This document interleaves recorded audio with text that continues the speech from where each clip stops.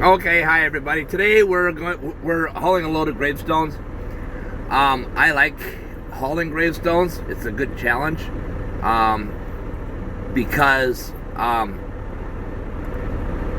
well, I'll get into that. Before you leave on a trip, they always tell you be careful. And whenever I'm hauling gravestones, I always look at them and go, you know what?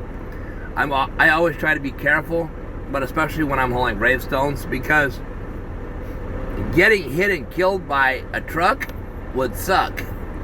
Getting hit and killed by a truck that's hauling gravestones would be the ultimate suck. So, it can be very hard to do because many graveyards, and we do deliver to graveyards, were built for horses and carriage. I've been to graveyards that are 300 years old, and they looked at me and said, "We have not touched the roads, other than to pave it. We haven't touched it." By the way, you're unloading way in the back. Don't run over any graves. If you run over any graves doing this job, you run over somebody's grave, you're already talking $1 million before they even call the lawyers. Okay? You gotta have a court order to exhume the body. You gotta check and make sure that that the vault's not cracked, if they have one. You gotta check and make sure that their casket's undamaged. You gotta go ahead and pay to have them reburied, right? And then everybody and his brother comes out, and they go, "I need money." Including the one guy that sits there and goes, "You know what? I saw Uncle Phil once when I was 4. That was like 40 years ago, but I still deserve $50,000 because I loved him. I got mental trauma." So, you don't want to run over a grave. You don't want to do that. So, they're very, very tight. Graveyards can be. For the most part, they're very, very tight. It's an automatic that if you have a flatbed trailer, which I have, your rear tires are going to be as forward as possible. You do not want to go in with spread axles. You want to go in with both rear axles as far forward as possible.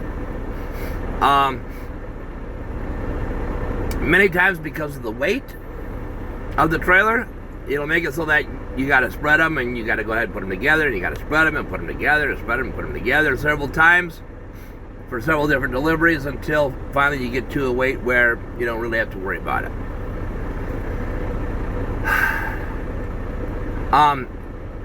You meet two kinds of people that work at the graveyards. I'm not talking about the people in the office, the pasty guy that deals with the dead bodies and the secretary and all that. I'm not dealing with any of that. I'm talking about the people that work in the yard. There are two different kinds. One, the guy that just wants to go ahead and get the job done so he can get out of there. And two, people that have a sense of humor about the thing, and they're, they'll tell jokes, they'll listen to jokes, right?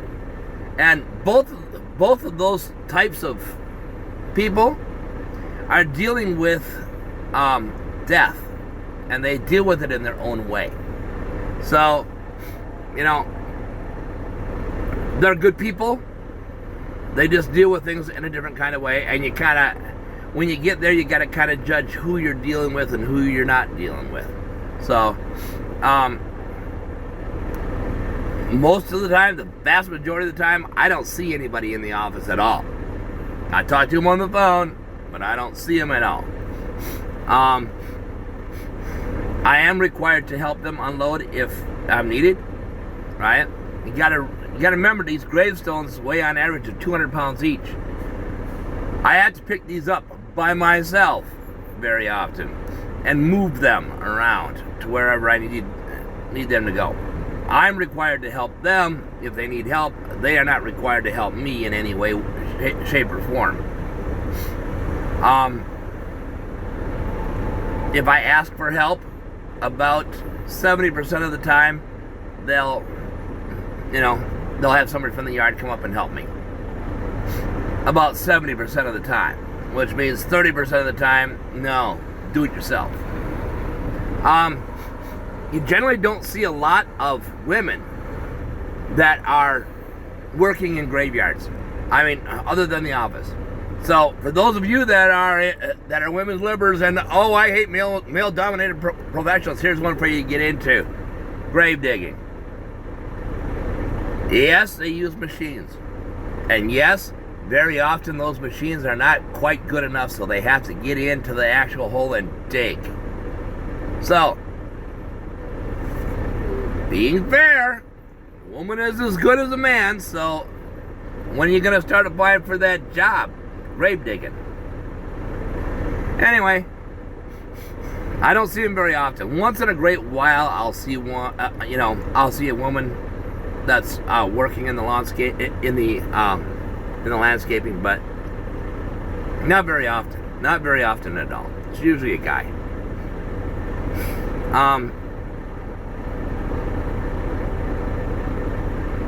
Gravestones are not hard to tie down. They are hard to keep tied down. So it's not hard to go ahead and just throw the straps over them as you have to do. It is hard to go ahead and keep them that way because they're bundled up and they move because they're a whole bunch of different pieces and they move around. So they have a tendency to come loose. So you got to sit there and make more checks than you normally would make on it.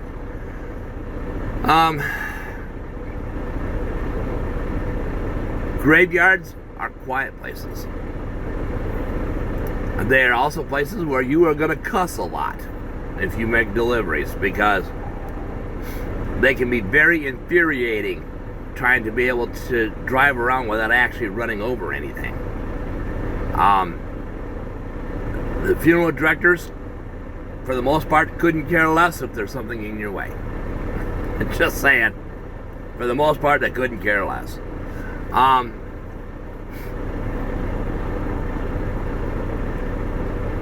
So you might be driving down an interior road, going over to the groundskeeper's shack where they unload, and all of a sudden, in the middle of the road, is this great big oak tree growing out, and they got the road is split, going around it. Well, you got to get around that without hitting any graves, and if you can't, then you got to try and figure out, well, okay, I got to convince them to come up here and come and get it so I can go ahead and then back out after we're done. And before you go into a graveyard with your truck, you walk it. You get your butt out of your truck and you walk to where you need to go.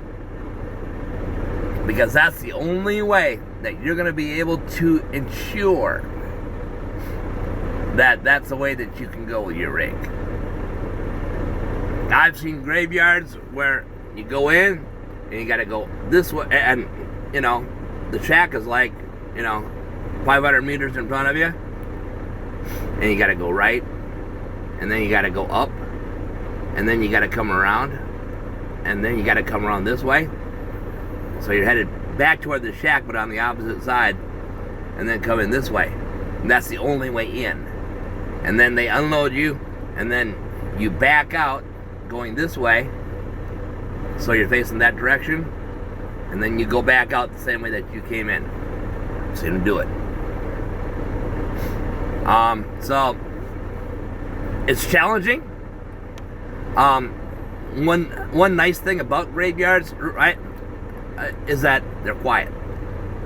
Okay? So like I said, if you're the type that's going to cuss a lot, you need to go ahead and keep your voice down. If you're mad, go inside your truck, close all your windows, scream and cuss inside your truck. Because everybody's going to hear you because it's quiet.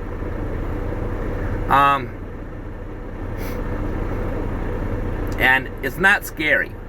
Some people are going to think, oh, it's creepy to deliver gravestones. Yeah. It's not creepy. It's not scary. If you think it's creepy, go out to your garden, wherever you happen to live, junk pile, whatever. Grab a piece of stone or concrete or whatever, and a can of spray paint somebody's name on it. It's the same thing. It's the same thing.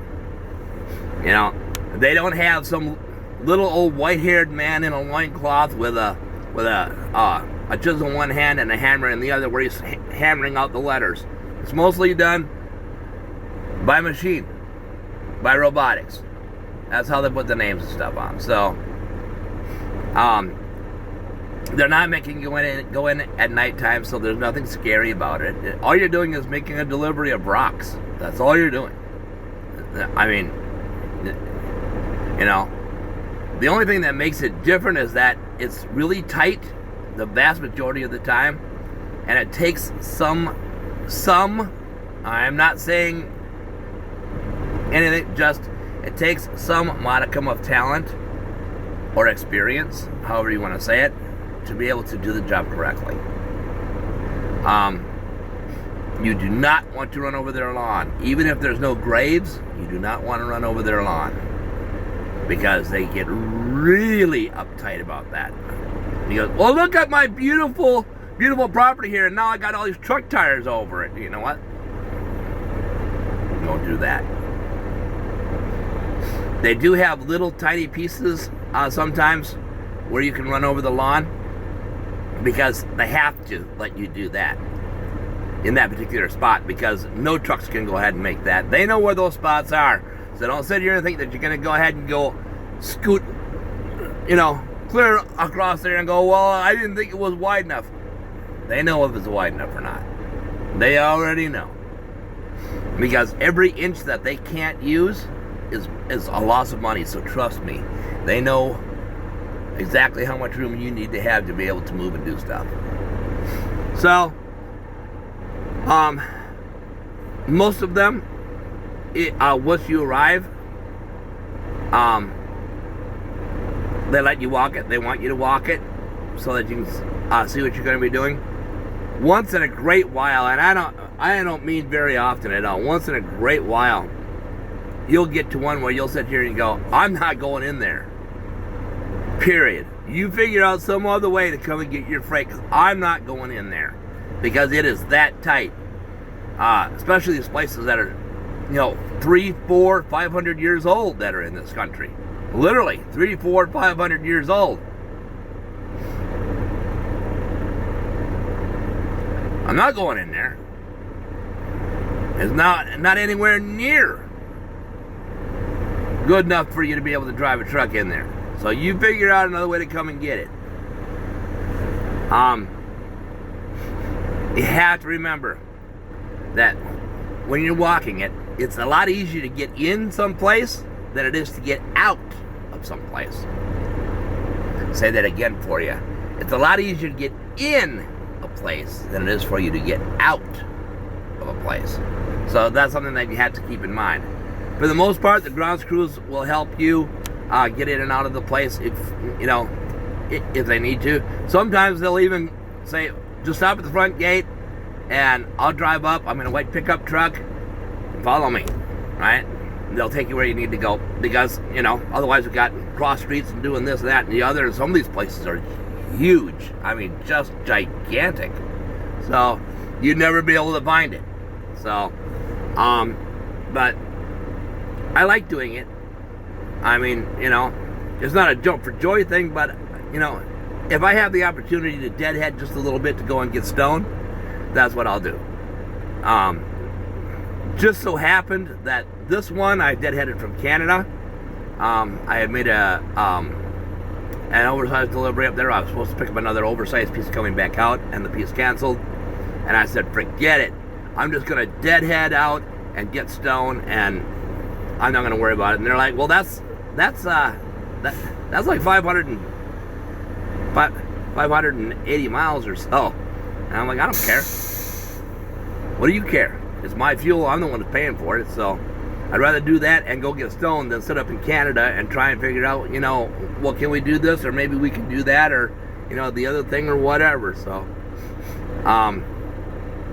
so stone is a fun thing to haul. Not every company can do it. right? Not every driver can do it. And if you're ever in a graveyard and you see one of our big trucks in there making deliveries, give him a little bit of room to be able to do what he needs to do, okay? That's about all for this one. Go ahead, like, rumble, share, anything like that you want to do, and we'll see you next time.